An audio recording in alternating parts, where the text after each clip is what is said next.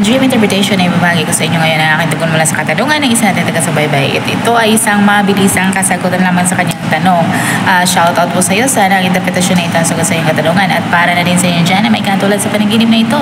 Paalala ko lamang lagi sa inyo na ito ay isang general interpretation. Kaya hinihiling ko sa inyo na magiging open and receptive at gamitin ang inyong sarili intuition at mag-connect directly sa mga impormasyon na maaaring ibabahagi ko. At kung ito ay nag-resonate, bawat isa sa inyo, please leave us a comment. At huwag na din kalimutang mag-like, mag-subscribe at i-hit na din yung notification bell para maging updated kayo lagi. At sa mga hindi pa nakapag-follow sa aking Facebook page, i-follow nyo na po Doray TV at i-share nyo na din. Maraming salamat. Ang pagkakaroon mo ng panaginip tungkol sa pinuputulan ng nanay ang iyong buhok ay tungkol sa gratification at sa pleasure sa iyong current situation.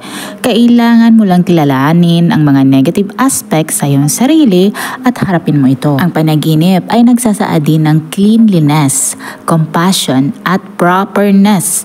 You feel na parang you are pulling more than your own weight. Ang mama naman sa panaginip na ito ay isang palatandaan para sa mental work na kailangan mong matutunan na makita ang brighter side ng mga bagay at malalampasan mo naman ang mga kasalukuyan mong mga problema na hinaharap.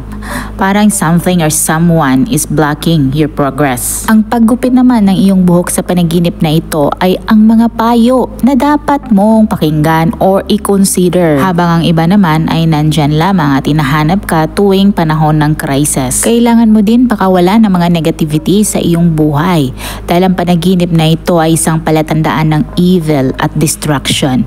Ikaw ay nakastuck sa isang problema or maaaring sa isang sitwasyon o di kaya sa isang relationship. Ang buhok naman sa panaginip na ito ay nag-indicate ng death and the underworld. Ikaw ay naligaw sa iyong goals at maghahanap ka ng comfort and support. At ang panaginip na ito ay isang indikasyon sa paghihiwalay ng iyong rational thinking at sa iyong emotional thinking.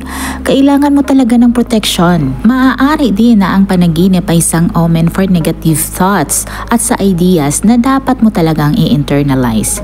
Kailangan mong bigyan ng chance ang pag-ibig. Sana nagustuhan nyo ang dream interpretation na ibinahagi ko sa inyo ngayon at makibahagi na din sa inyo mga opinion at katanungan sa pamamagitan ng pagkomento sa baba. At kung bago ka pa lang sa akin channel ay huwag kalimutang mag-like, mag-subscribe at i-hit na din ang notification bell para maging updated kayo lagi.